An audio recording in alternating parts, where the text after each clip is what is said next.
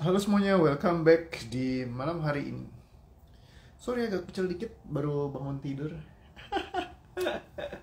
Gara-gara hari ini tepar banget. Mungkin kecapean kali ya. Dan handle dua tema hari ini. Terus abis itu kayaknya kelenger, abis itu bobo. Karena mungkin kemarinnya kan start sampai jam 12 ya. Jadi kayak eh, lumayan banyak yang dikerjakan. Jadi masih agak teler ya. Jadi hari ini bangunnya pagi, terus habis itu siangnya selesai makan, terus saya tidur siang sampai jam 7. Wih deh. Nge-recharge dulu energinya. So welcome back semuanya, selamat malam, selamat datang lagi di session kita pada malam hari ini ya. Dan kalau teman-teman perhatikan nggak berasa ya, banyak banget yang kita udah lewatin karena sekarang udah bulan April akhir ya. Dan lumayan ya, berarti kan udah dari bulan Desember ya, kebanyakan dari teman-teman sudah pada ikut ya di session kita terus menerus di DTS. Dan nggak tahu gimana rasanya ya, banyak yang cerita sama saya sih katanya hidupnya jadi lebih enak, tidurnya jadi lebih nyenyak, lebih happy ya. Doaku lebih banyak lagi yang lebih asik lagi kehidupannya. Terus beberapa teman juga udah ikut ke DTK, thank you. Karena kalau di DTK itu biasa kita mempercepat ya, jadi kayak proses kalau misalnya eh, kita di DTS itu kan sehari kita pendek-pendek temanya, tapi kalau di DTK itu kayak percepatan. Mungkin bisa dibilang kayak kalau anda ikut ini 6 bulan itu dikompres di DTK dalam waktu eh, 3, 3, 3 jam gitu ya, anda dapatnya banyak sekali. Jadi kayak untuk mempercepat progres, kalau bisa mempercepat progres itu sesuatu hal yang menguntungkan, dimana kita kayak bisa diberesin problem-problemnya sehingga rasanya jadi lebih ringan, lebih happy, lebih asik lagi kayak gitu ya. Jadi ngerjain apa-apa jadi lebih enak. Ketika ngerjain apa-apa lebih enak, Anda lebih happy, lebih produktif lagi.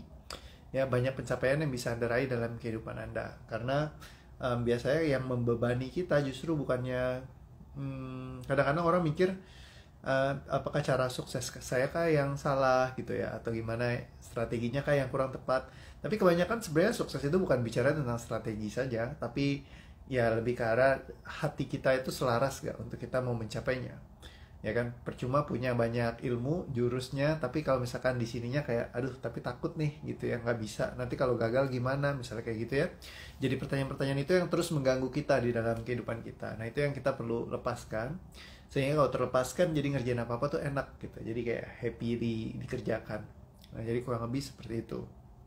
Oke, selamat malam, Kendari hadir katanya Kak Aris. Oke, halo selamat malam Kak. Ada Ci Shirley juga, Kak Noveri, halo selamat malam. Ada Kak Cikoni, selamat malam juga. Ya, welcome. Ada Kak Feni juga udah datang semuanya. Ci Vera, selamat datang. Kak Helen, Kak Hana, Kak Ermita, Kak Sofia, Kak Yunita, Kak Mariana, Kak Yaya.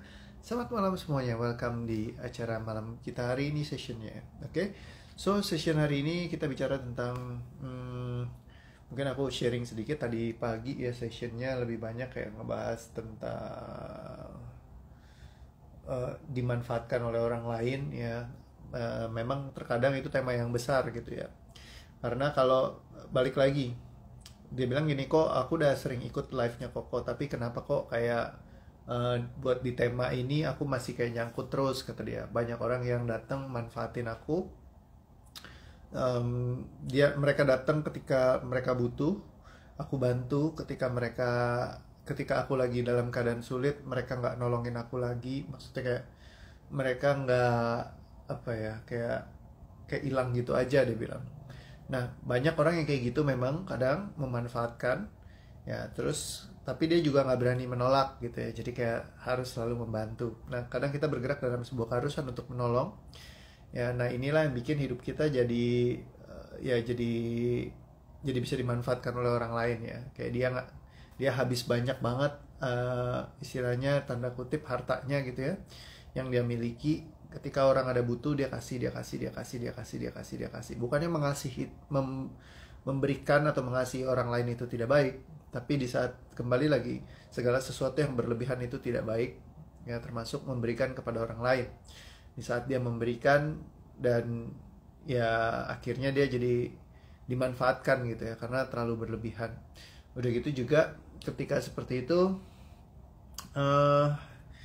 dianya juga kayak kehilangan teman kan, ketika dia ujungnya juga kehilangan teman. Jadi teman-teman yang dikasih itu ilusinya adalah dia nyangkain kalau misalkan dia nggak ngasih, maka teman-temannya akan menjauhkan dia, meninggalkan dia.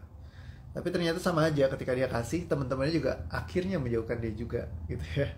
Jadi sebenarnya ya kayak sama aja gitu, karena yang datang ke dia justru bukan teman-teman sejati yang memang apa ya, menjalani semuanya dengan istilahnya sudah susah senang sedih, tapi ya mereka yang membutuhkan aja di saat nih orang, oh enak nih ada duitnya gitu ya, bisa dimanfaatkan untuk itu ya. Dan orang-orang seperti ini, ada orang yang memanfaatkan kita, termasuk dalam kehidupan saya juga banyak orang yang datang yang mereka memang berencana untuk ya sekedar memanfaatkan kayak gitu. Nah, Anda perlu untuk bisa melihat gitu ya, dan punya willingness untuk dimanfaatkan juga boleh juga kalau misalkan memang terjadi yang namanya simbiosis mutualisme gitu ya. Jadi bukan berarti kalau misalkan Anda tidak mau dimanfaatkan ya kan, yang kemarin ini kita sempat bahas juga, artinya kita menolak semua orang yang mau tanda kutip memanfaatkan kita. Kadang-kadang bisa juga orang yang mau memanfaatkan kita, tapi kita bisa terjadi jalinan kerjasama yang baik ya, karena namanya kerjasama kan saling menguntungkan. Yang penting adalah saling menguntungkan, bukannya diuntungkan di sebelah pihak terus diambil semua resource-nya gitu ya dan dihabiskan. Nah, itu Anda perlu bisa melihat ya, mana yang memang bisa menguntungkan dari kedua belah pihak, mana yang tidak. Nah, ini yang perlu Anda pahami gitu ya. Nah, jadi kurang lebih seperti itu. Dan kalau Anda perhatikan sekarang sudah mau 2021 tengah tahun ya, karena bentar lagi udah bulan 5 gitu ya. Udah mau 4 bulan ini kita lewatin ya, April udah mau akhir April. Pertanyaannya udah review goalnya lagi belum gitu ya, karena sekarang kan udah nih nggak berasa loh waktu berjalan gitu ya. Jadi kayak tiba-tiba udah bulan 4 lagi gitu. Apa yang Anda pengen capai selama 2021 ini gitu? Apakah udah ada yang Anda targetkan kah, atau mungkin target ke beberapa saat ke depan? Karena kadang dalam kehidupan kita suka lupa menyusun apa yang kita inginkan. Ya, seringkali kalau saya di kelas saya menanyakan, oke, apa sih yang sebenarnya kamu mau gitu dalam hidup kamu? Jikalau kamu punya uangnya, kamu mau buat apa? Terus kebanyakan dari mereka, saya nggak tahu apa yang mau saya capai gitu. Nah, jadi sebenarnya manusia itu tidak meraih apa yang mereka inginkan. Nomor satu adalah karena mereka tidak tahu apa yang mereka inginkan. Nah, jadi ini perlu clear, jelas dulu apa yang Anda inginkan. Jadi kayak Anda mau pengennya sih apa sih dalam hidup ini? Apa yang ingin Anda raih gitu dalam mungkin 5-10 tahun ke depan. Kalau teman-teman nggak ngeset apa yang Anda inginkan, maka kayak seringkali hidup itu jadi kayak air yang mengalir kalau dibilang orang istilahnya. Kayak cuman jalan aja. Ya, tapi banyak orang yang bilang katanya, ya nggak apa-apa dong kok, ya kan hidup kayak aliran air aja, di bawah santai, slow aja gitu. Karena kan hidup nggak usah ngoyo segala macam. Kan rezeki udah rezeki di tangan Tuhan kayak gitu. Nah, misalkan kayak gitu. Mari kita bahas tentang konsep rezeki di tangan Tuhan. Ya, pas lagi di kelas gitu ya.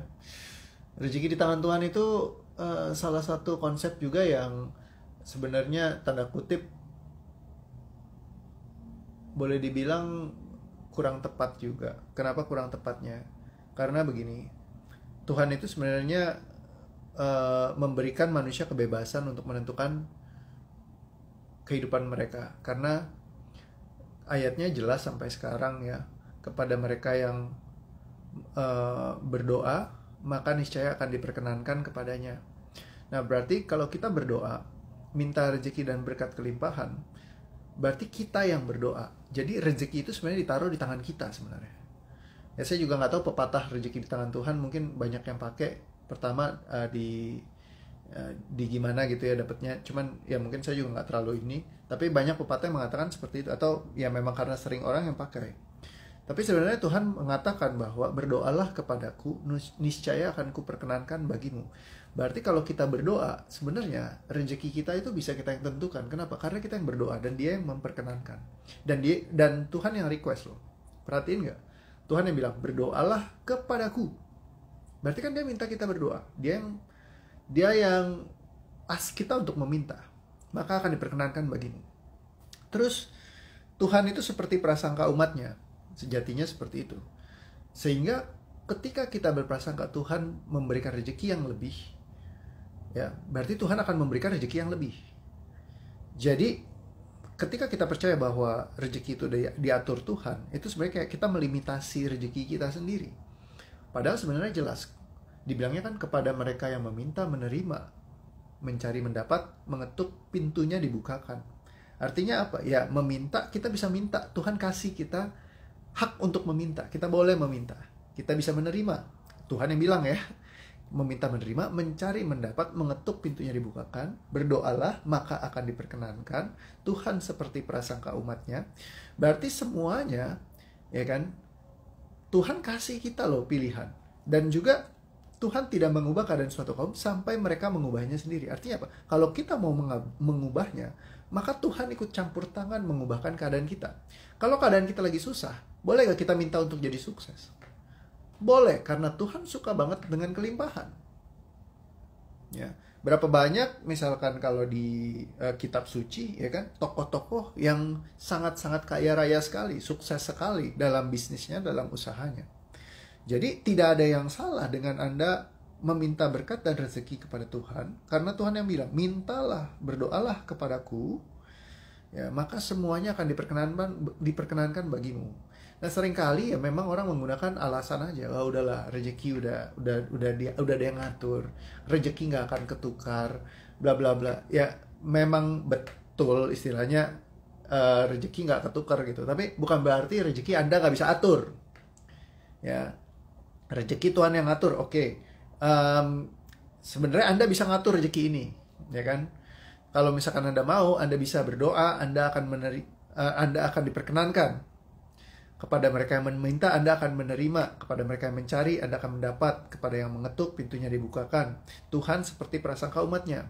Kalau Anda mau untuk berprasangka Tuhan Anda baik, karena Dia Maha Pengasih, Maha Penyayang, Dia Maha memberikan kepada Anda, ya berdoalah, maka akan diperkenankan kepada Anda. Jangan Anda melimitasi. Oh, rezeki udah di tangan Tuhan. Akhirnya jadi kayak nggak berusaha. Padahal sebenarnya ketika kita berusaha dan ikhtiar melakukannya, kita berdoa, ya kan, dan ikhtiar melakukannya, ya semua itu bisa diraih dalam kehidupan gitu ya.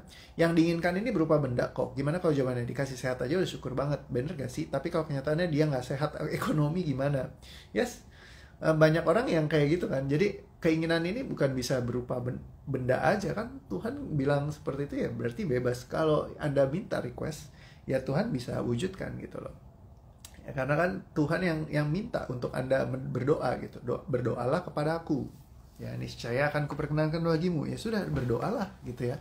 Request sama Tuhan gitu. Jadi Anda boleh memilih untuk percaya atau tidak ya dalam hidup Anda. Untuk istilahnya ya Anda minta sama Tuhan. Kalau kata Pak Ipo Santosa, ya orang meminta ya sama Tuhan. Masa minta sama setan, kata dia. Ya kan, mau minta sama siapa lagi?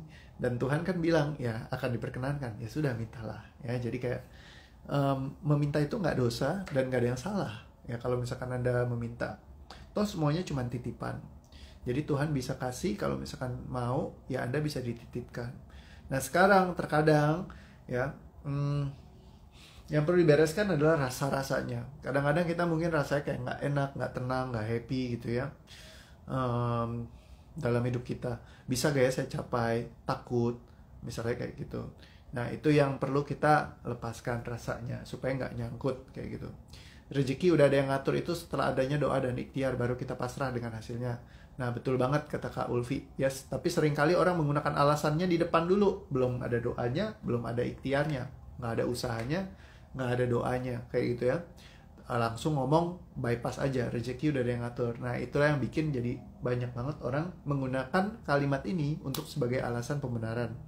untuk mereka tidak berusaha. Seringkali kayak gitu. Ayo dong bro, cobain bro gini. Udahlah bro, rezeki udah ada yang ngatur. Semuanya nggak akan kemana.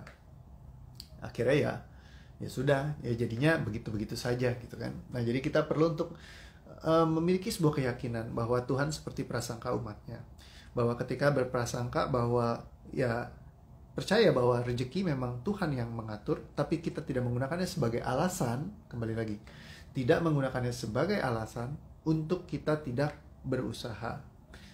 Jadi kalau boleh dibilang yang paling tepat itu ya, ketika kita menggunakannya sebagai sebuah alasan ya untuk kita tidak berusaha lebih. Ya maksudnya kayak udahlah cukup lah, gitu aja cukup kok, ya kan. Nah itu yang perlu kita kita lepaskan gitu supaya nggak nyangkut ya, dan ya kita nggak menggunakan alasan itu untuk kita tidak berkarya. Orang yang tidak berkarya dia akan terus menggunakan segala macam jenis alasan ya, seringkali juga menggunakan Tuhan sebagai alasannya. Nah jadi jangan gunakan Tuhan untuk menjadi alasannya kita untuk kita tidak berusaha, tidak berkarya. Atau ada yang lebih parah lagi, menggunakan Tuhan untuk dosanya ya. Jadi kayak sebagai alasan untuk berbuat dosa. Misalnya contoh yang waktu dulu ya, coach kalau misalkan saya kan bisa deket sama, waktu itu nih orang ini deket sama suami orang kan, ya saya bisa deket sama dia kan karena Tuhan juga yang mengizinkan, kata dia.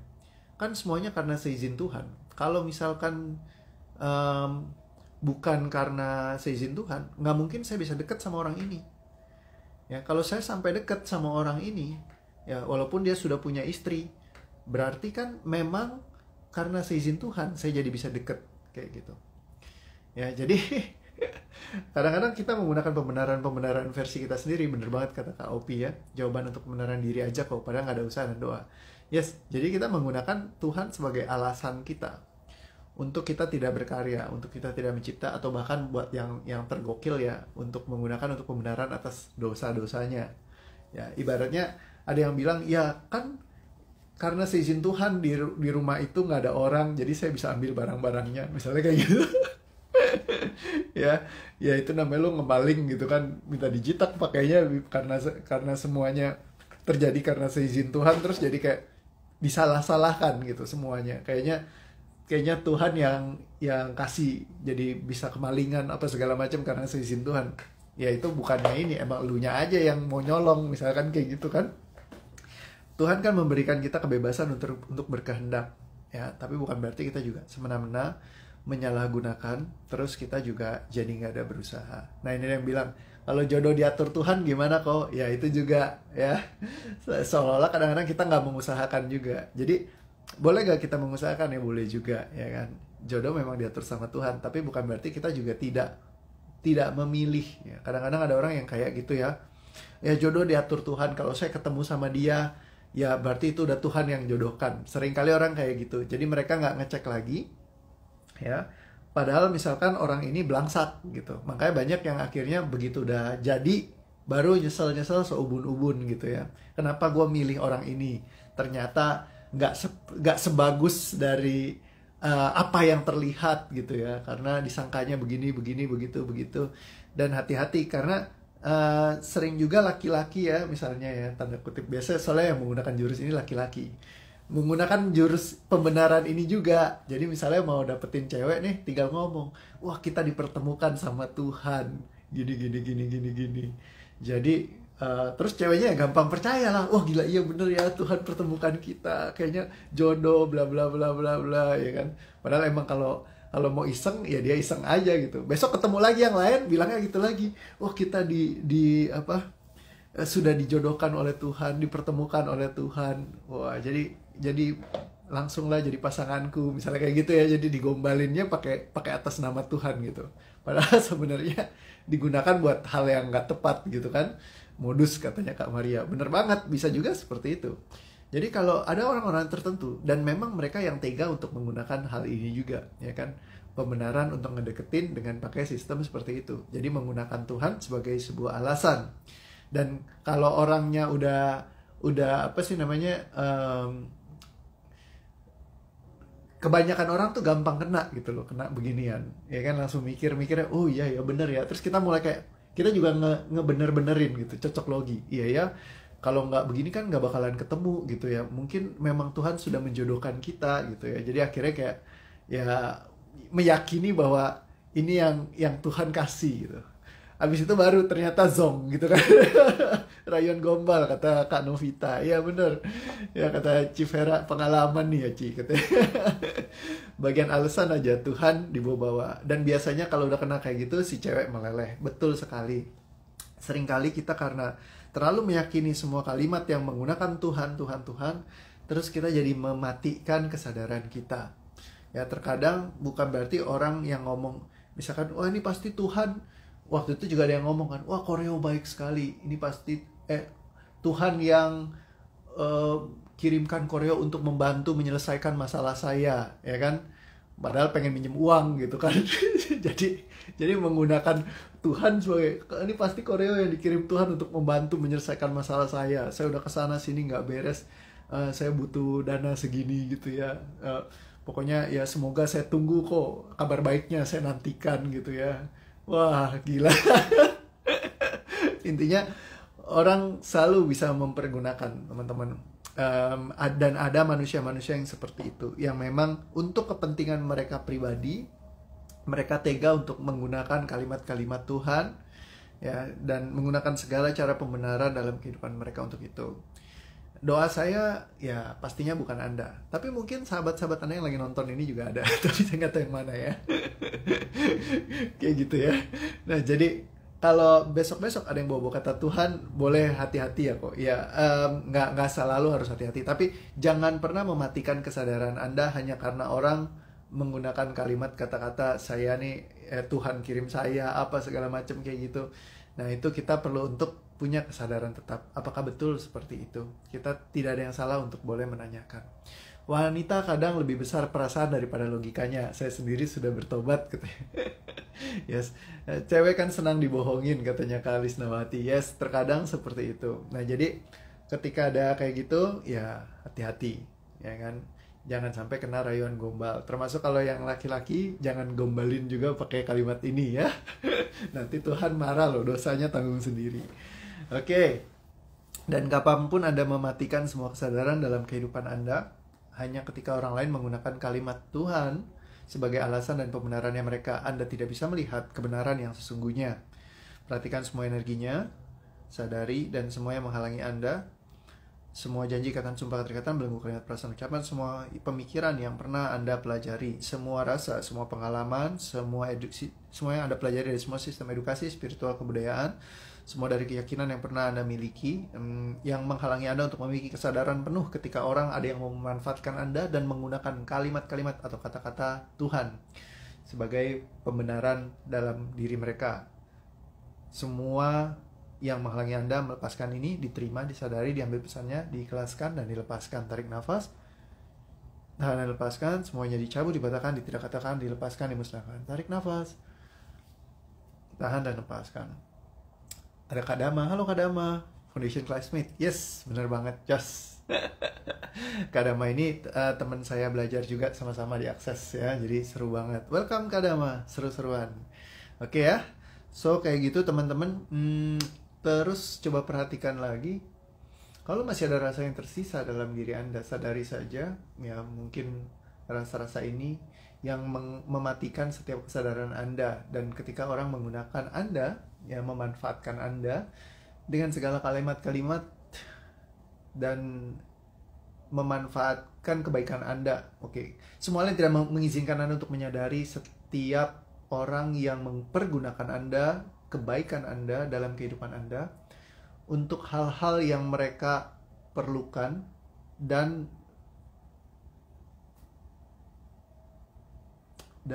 bentar kalimat tepatnya,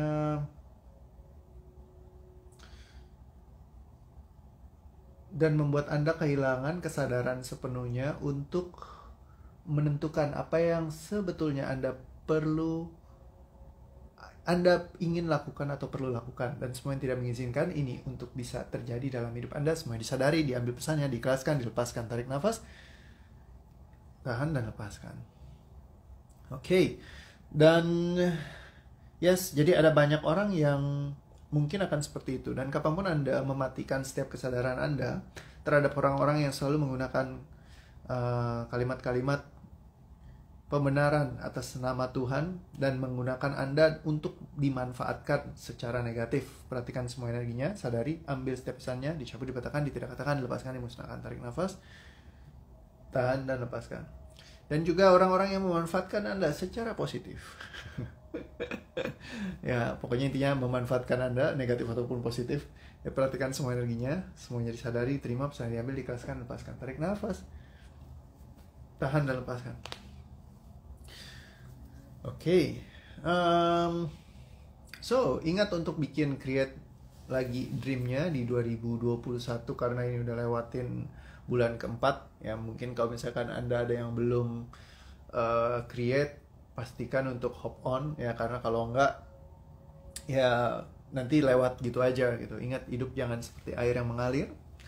Ya, dan kapanpun Anda bergerak dari energi ini, hanya bergerak tanpa menentukan apa kehidupan yang Anda inginkan sesungguhnya.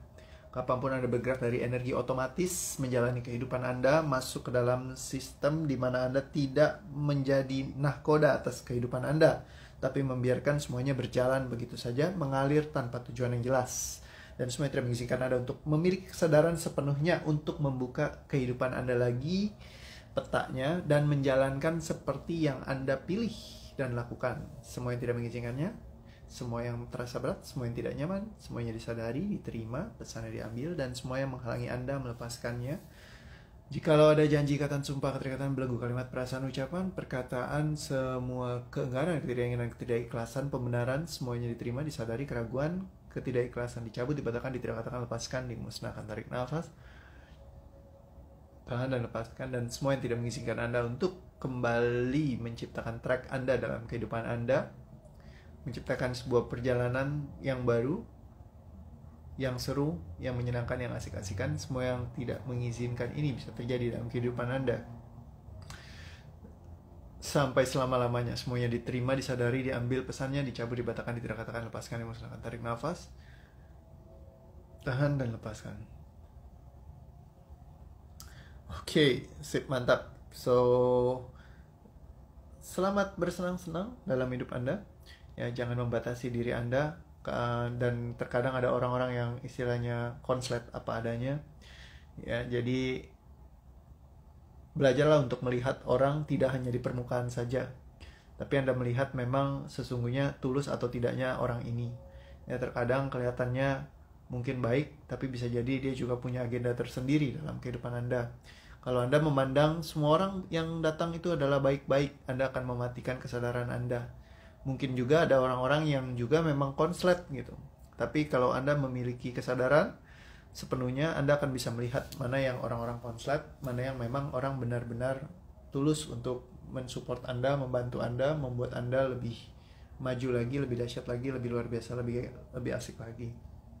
Oke. So thank you, sampai ketemu lagi besok. Kita live lagi seperti biasa jam 8.30 ya. Sampai ketemu lagi, thank you.